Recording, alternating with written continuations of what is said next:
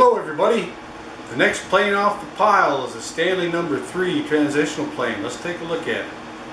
28 inches long with a 2 5/8 inch wide iron. The 33 is the largest jointer plane that Stanley made. It's a big one. The little work area in my bench just isn't quite enough to handle this monster. But of course I could always clear off some of my bench and I'd have more room. And look at that long bottom. Overall first assessment, this is a pretty darn good looking plane for a transitional. With that said, let's go ahead and break her down.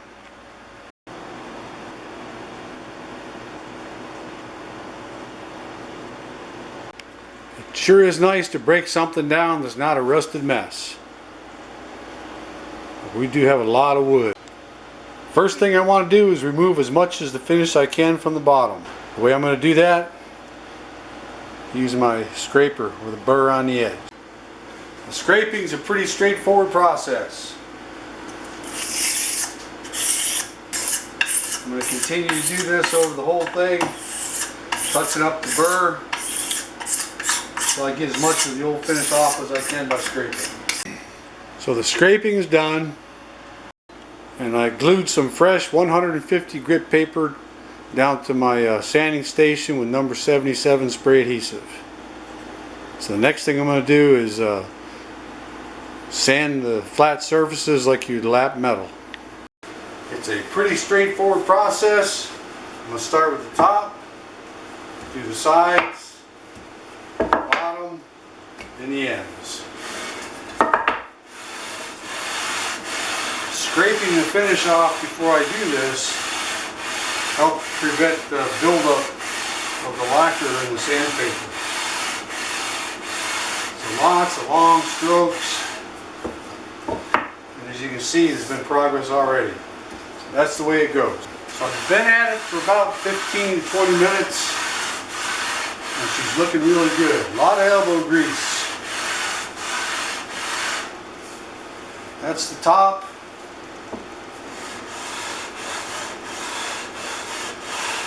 And by doing this, you know everything is dead flat.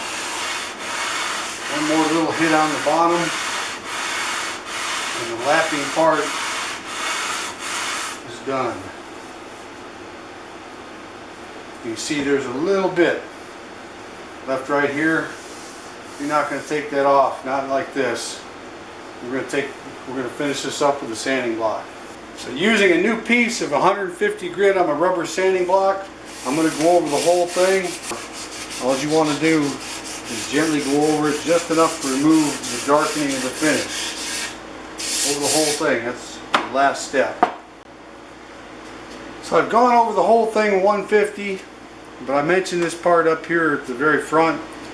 You've got to lap flat right now, so all you want to do is just work the sandpaper down into that low spot and get the colors to match. To clean up the throat, you want to use a piece of 150 grit sandpaper on a stick. Line up the edge. I got the 77 spray adhesive on it. Roll it up like that, and it's ready to go. Sandpaper on a stick. Now this whole thing is done. Last step, you go over the whole thing with the 4/0 steel wool. Then it's ready for a finish. The first thing I'm going to do with both the tote and the knob are scrape them with my little scraper. Remove all the old finish and as much of the staining as what I can by scraping them. What's nice about these little scrapers is the pointy side of it can just get right down into the nooks and crannies in there and remove the old finish. And that's nearing the end of the scraping right there. Just a little bit left. I'm going to finish the tote with some 150 grit on the rubber sanding block, a sanding sponge, and some 3 or 4/0 steel wool. So I've gone over the entire tote, being real careful not to dull any of the sharp edges. Going around here, around the bottom, anywhere, changing any significant shape of the tote while I'm sanding. So I'll jump forward to the end of the sponge sanding for the tote, and it starts to bring a little bit of a sheen to the wood. And looking close at it, I can see if I've got any sanding marks from the 150 grit, which I don't see because I went with the grain, which really helps a lot. So that's it for the sponge sanding. Last thing I want to do is use some of my steel wool. When the steel wool's done, your tote will have a gloss to it, almost like you put a satin finish on it. For sanding knobs, I take a shortcut. I use a 3/8 inch bolt and some electrical tape. And then I'll put it in a chuck of a drill press. It gets the once over with 150 grit paper.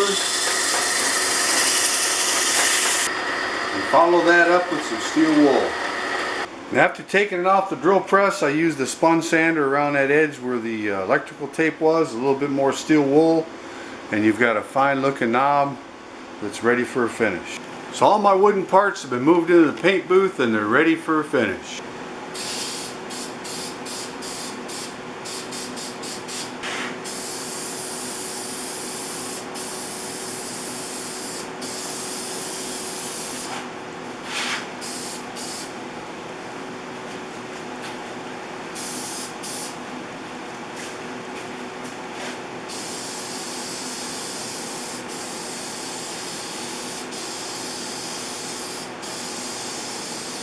That's it for the first coat on the top.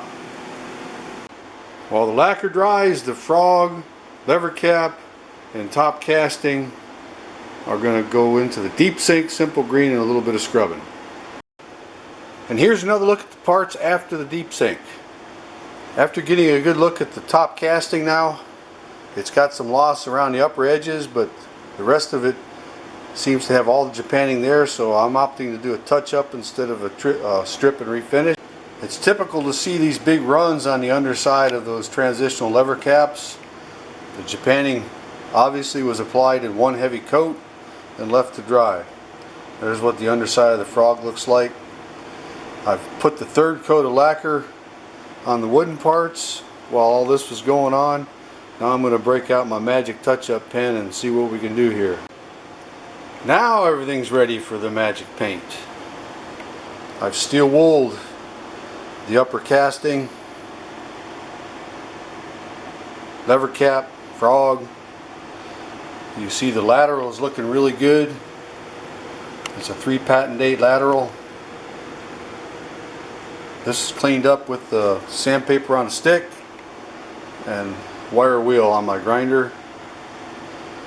The machine surface, all I used on that was the sanding sponge and some steel wool. That's all it needed. These parts are ready for some touch-up paint. Touch-up's pretty straightforward. Wherever I see bare metal, I'm going to go over it. So while the first coat of the touch-up paint dries, I'm going to use a sponge sander and some steel wool to smooth up the 3 coats of lacquer I applied to the wood parts. After sponge sanding and steel wooling the wood parts, I'm happy with what I see. With the touch-up of the top casting, lever cap, and frog completed, it's time to give them all a coat of dirty oil. Just liberally apply it with the rag and let it sit for as long as you can afford to leave it sit. I leave it anywhere from 20 minutes to a day. And there's a look at it with the dirty oil applied. Those parts are looking really good. Next thing I want to do is clean up the iron and the cap iron, and that will be using a combination of 150 grit paper, the sanding sponge, backside of the cap iron, this Japan, just some steel wool, and if I have to, I'm going to come over here to my lapping station and use that on the iron cap iron. First thing I want to do on the iron and the cap iron is the sides. Real easy to do on my lapping station. Just some passes back and forth till it's silver and shiny. That's all it took, was about 3 or 4 strokes. And continue that on both parts. And after the sides of the iron and cap iron are done, I'm just going to clean up the back of the cap iron with some steel wool. Even out the color of the bluing that's on there. And that's it right there. You just saw it. You can take this edge right here, make sure it's perfectly flat so it mates up with the iron well by using your lapping station. Do a few passes back and forth. You notice that I've got the back end of this down probably about 15 degrees or so.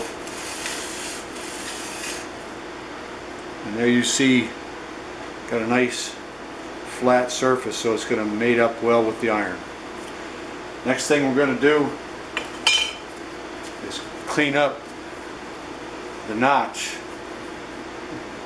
Rolled piece of sandpaper, that's all you need. And after the notch is done, I take my 150 on the sanding block. I'm going to clean up the iron and the iron cap.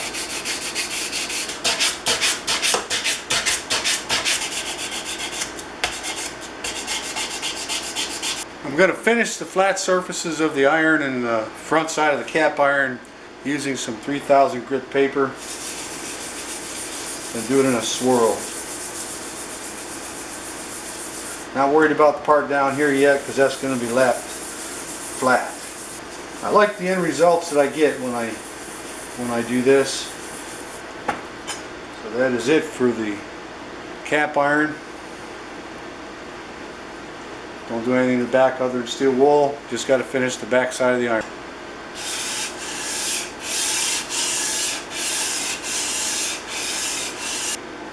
So there's a look at it after a few minutes of lapping, but using the 150, that's prepped the back side to go on to the next papers, and it'll be 1000, 3000, 5, and 7 I think is what I've got. And with the back side of the iron prepared, it's time to put it into the sharpening guide and put a razor edge on it. So with the iron sharpened up to a razor edge, this little beauty is ready to go. The last big thing to do is to clean up the small parts. That's using a piece of folded 150 grit to get into the screw slots and a dental pick, steel wool on the brass, and the wire wheel on all the other screws. And here's a look at the small parts after they've been cleaned up on the wire wheel and used sandpaper in the slots. Looking shiny and new. I don't like them looking shiny and new, so a little treatment with this oil will tone them down a little bit. I spray the oil on and it darkens them up just a little bit. The next step is to wipe all the oil off of everything and give it all a coat of wax. Oil's wiped off, wax is done. Here's a final look at all the parts before I put it together.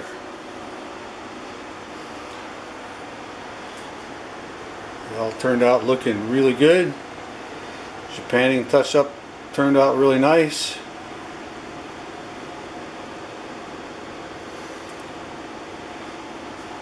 Time for that final step, and that's to put it back together.